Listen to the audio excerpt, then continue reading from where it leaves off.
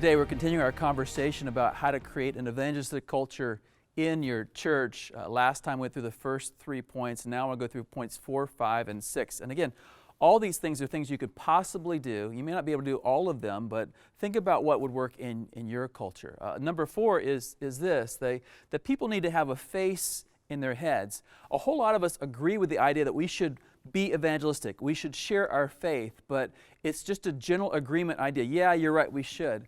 Until they get a face of someone in their heads. They actually recognize there's a neighbor, a coworker, a relative, a friend, a classmate, someone they see in the stores all the time, maybe the person at the cash register at the grocery store, that they realize that God has placed that person intentionally in their lives. And so you have to get them to have a face in their heads. And so here's what I would suggest to you. First of all, most people have one of these things. It's called a cell phone. And you just say, hey, do me a favor, go back through your texts over the last few weeks, and we just look through and ask yourself, do they know Jesus?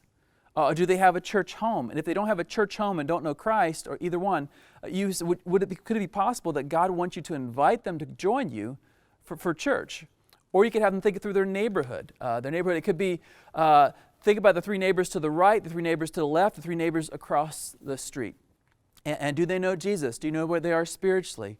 And ask those kind of questions. Again, how about your coworkers or your classmates? I used to do this with students. I would say, hey, I want you to think about your math class and the 8 students that are around you, because no one ever sits in the front row, the 8 students around you, and I want you to think, do you know where they are spiritually? Do you know if they have a church home? Have you ever invited them to church? Put a face in their minds, a face in their heads, and then they'll be able to say, okay, well, God's put this person in my path. You may even want to take it even farther and go to the place where you say, okay, I would like you to write down the names of 3 people and then actually hand that in, and in a sense, make it an offering to God of the church. You could have bookmarks where they write 3 names on each one. They're all the same 3 names. They keep one bookmark for themselves to pray it through, and they put one on the offering, on the altar, saying, hey, God, I'm trusting you for these people. And the staff and the leadership pray through those names. You need to have a face in their heads. Next, they need to have a plan in their minds. A whole lot of people say, yeah, I want to share my faith, but I don't know how to do it. And a lot of times we think that those street evangelists are the most effective evangelists, that they're the bravest and the boldest and the most courageous, but actually that's not the way it is. It's most brave and bold and courageous when you're talking to your neighbor, your coworker, your relative, your friend, your classmate, because there's something at stake here. There's a relationship on the line. And so you have to be careful. I always use the terms, the farming terms of cultivate, plant, and reap when I think about these things. You want to cultivate the relationship first, and then plant the seed of Christ, and at the right time, as God leads you to the place of decision, that you reap a response from that person. And so, for example, with your neighbors, I mentioned earlier, think about it for a minute. Think about the 9 neighbors around you, 3 on the right, 3 on the left, and 3 across the street. Number 1, do you know their names?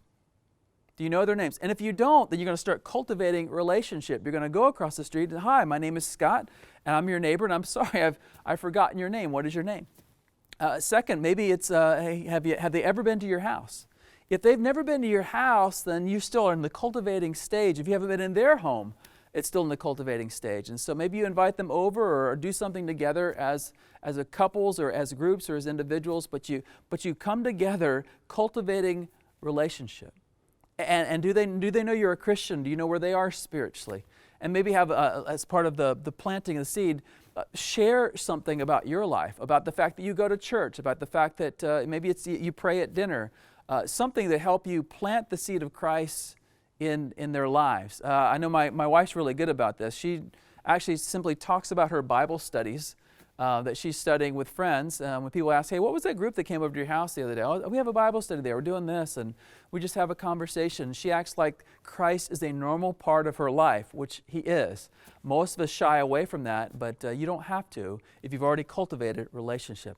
And then finally, in due time, you'll reap a response when God gives you the sense that it's time to ask them, what are you going to do with this news about Jesus Christ, and how are you going to respond to either personally or there at the church. And then finally in this session, words in their mouths. People don't know what to say, and maybe you could give them a few ways to enter into conversation about Jesus. I remember one time as a young man, I was playing basketball in a gym, And after the basketball game was over, I turned to another guy and I just turned to him and said, hey, can I tell you about the most important thing in my life? We had been playing basketball together for a number of months, and to my surprise, he actually knew what I was going to talk about. He says, I know, I should be going to church. When can I come to your church? And I just was surprised by it, but I had cultivated, planted, and now I was reaping a response. Hey, when can I tell you about the most important thing in my life? Or maybe it's one of those other questions you may ask. Hey, if you were to die tonight and stand before God, why would He let you into heaven? That would be a reap response kind of question. But you need to be careful to make sure that you're already there. What I often do is simply say, listen, people, just invite them to church and let the church be a co-witness with you in your faith. And say, hey, would you like to go to church with me? It's as simple as that. You don't have to have a lot of specialties. You don't have to be a salesperson. You just need to be a witness. Hey, listen, I've learned so much at this church. God's really changed me, and I feel like I'm becoming the person He wants me to be. Would you like to join me? It's simple things. Give them words in their mouths. These 3 steps are hugely instrumental in helping people move forward in the evangelistic culture of their church. This has been a Converge Whiteboard Leadership Moment. To learn more about Converge or to join us, check out converge.org.